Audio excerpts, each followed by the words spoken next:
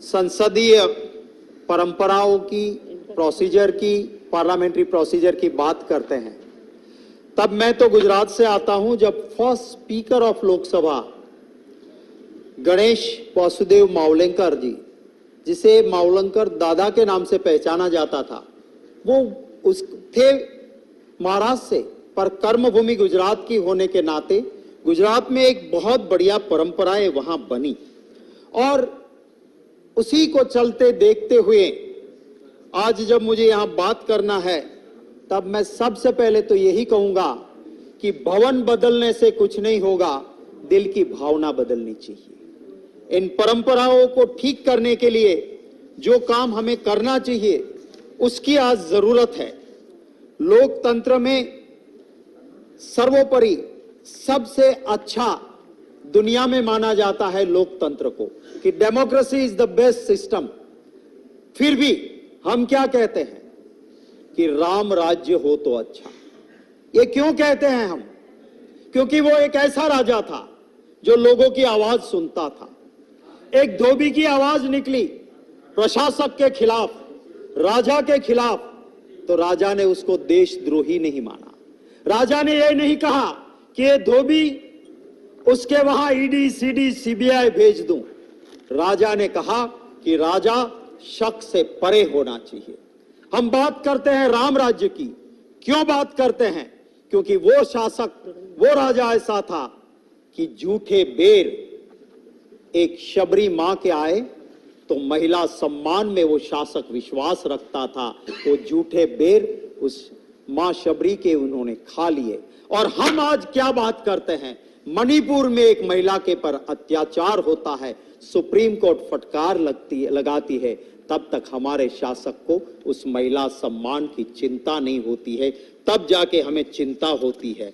हम बात करते हैं लोकतंत्र की। मैंने एक कहानी सुनी थी। वो कहानी ये थी कि एक गांव में एक शासक था, बड़ा ही डिक्टेटर था, पर वो पूरे गांव को इकट्ठा करता था और फिर कहता था मैं ये करना चाहता हूं, और गांव के लोग हां बोलते थे। एक दिन उसी गांव का एक आदमी का बेटा जो बाहर के राज्य में पढ़ने गया था, वो आया और उसने सुना कि बड़ी अच्छी बात है, हमारे राजा तो, हमारे शासक पूरे गांव को पूछते हैं और फिर तय करते हैं, मैं भी आऊंगा।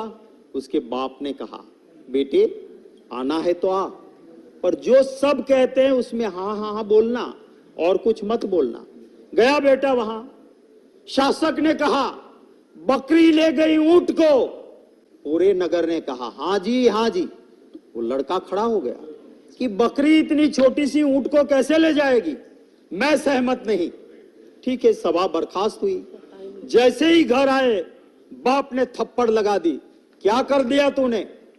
बोले कैसे? मैं सच बोला। बोले नहीं, बकरी ले गई ऊंट को हाँ जी कहना है, क्योंकि यही शासक के नीचे रहना है। और थोड़ी ही देर में वो आया पुलिस वाला कि तुमने राष्ट्रद्रोह किया है। उठा के बेटे को ले गए। थोड़ी देर में इनकम टैक्स की रेड हुई, थोड़ी देर में ईडी आई, थोड़ी देर में सीबीआई आई, पूरा घर बर्बाद हो गया। तो ये वाला भी एक शासन है। यहाँ पे लोग कहते हैं कि बकरी ले गई ऊंट को हाँ जी कहना है, इसी नगर में रहना है। मैं जरूर ये कहना चाहूंगा कि जब संविधान सभा मिली, बाबा साहेब आंबेडकर की उस स्पीच को देखना होगा। मैं तो सभी आपके जरिए सभी को ये रिक्वेस्ट करूंगा और धन्यवाद करूंगा स्पीकर मीरा कुमार जी का, उस कांग्रेस की अगुवाई वाली यूपीए सरकार का, जिसने पूरी संविधान सभा को एक डॉक्यूमेंट्री, एक बहुत अच्छी फिल्म की तरह बना के रखी। आंबेडकर जी ने जब ये बात रखी संविधान सभा के अंदर और कहा कि हमने जब ये संविधान सभा शुरू की, मैं आया, मैं मेंबर बन के आया था ये समझ के कि कुछ दलितों की दो बात कर लूंगा। मुझे ताजुब हुआ जब मुझे ड्राफ्टिंग कमेटी का मेंबर बना। मुझे और ताजुब हुआ जब मुझे ड्राफ्टिंग कमेटी का चेयरमैन बनाया गया और जब ये सारी चीजें पास हुई तब मुझे और ताजुब हुआ। पर मैं इन सब चीज के लिए इंडियन नेशनल कांग्रेस पार्टी की डिसिप्लिन को मानता हूं, उसको श्रेय देता हूं।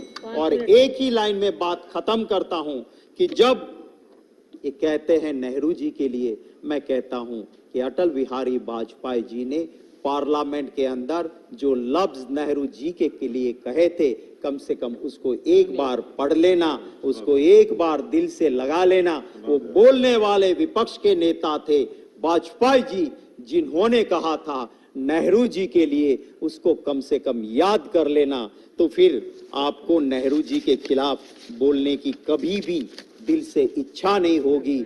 मुख्तर सी जिंदगी है, अजीब अफसाने हैं, यहाँ तीर भी चलाने हैं और परिंदे भी बचाने हैं। वक्त की पाबंदी है, इसलिए लंबी बात नहीं करते हुए मेरी बात को यहीं खत्म करता हूँ। છોટાઉદેપુર સહિત રાજ્ય, દેશ અને દુનિયાના સમાચાર જોવા માટે સબસ્ક્રાઇબ કરો તીર સમાચાર અને બેલ આઇકોન જરૂર દબાવો।